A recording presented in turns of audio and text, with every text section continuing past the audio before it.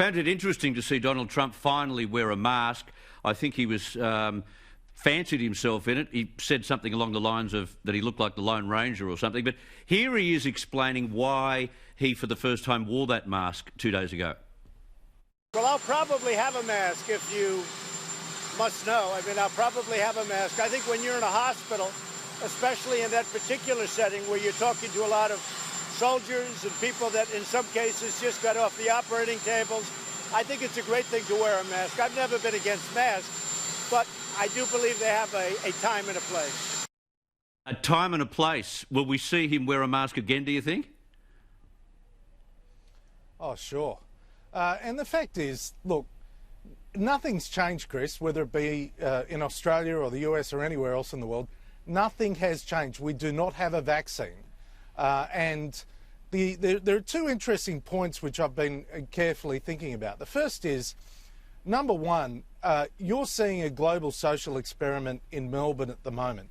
Apart from Beijing, there's no other city that I can think of in the world that has gone from zero to total lockdown as it did originally, come back to basically being open or partially open, and then going to an extreme lockdown again.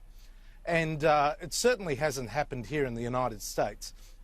The impact of what's happening in Melbourne on the psychology of the community is going to be closely watched over here, because there is a lot of pressure to close down cities again, particularly as ICU wards have filled up. They're beyond capacity. And so the question is, do you start to lock down various parts of the United States again? And people are asking me about how's Melbourne going. The second thing involves, Donald Trump. Everyone around Donald Trump has to be tested every day. Even if you play golf with him, you have to be tested. Every member of the White House staff that engages with Donald Trump has to be tested every single day. The same rules are not applied, as far as I'm aware, to Joe Biden. He hasn't got that infrastructure around him. So it's much harder for Joe Biden to engage with people than it is with Donald Trump. And Donald Trump's whole manifesto is about being a man of the people.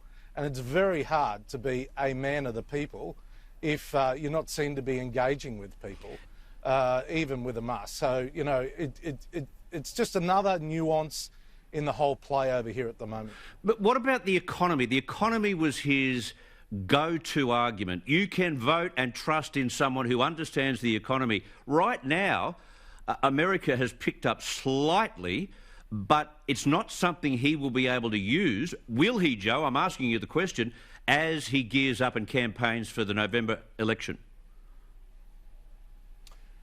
Well, he has to focus on the economy and he has to focus on national security, and he's trying to go into or drift into national values as well.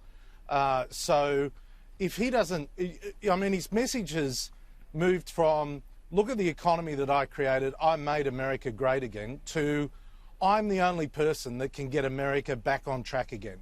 His narrative will be, it wasn't Donald Trump that started the virus, it was China. China started the virus, China destroyed your jobs, China had an impact on your community.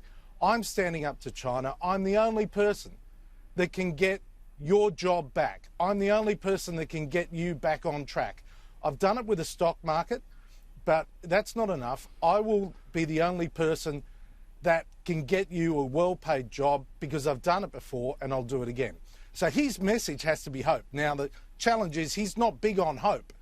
It's not his natural instinct to talk about hope, but he has to focus on outcomes, and he has to morph it into a message about hope as well as outcomes, because just looking around here in the United States, the economy's in second gear. It's stuck in second gear. It's a long way from fifth gear.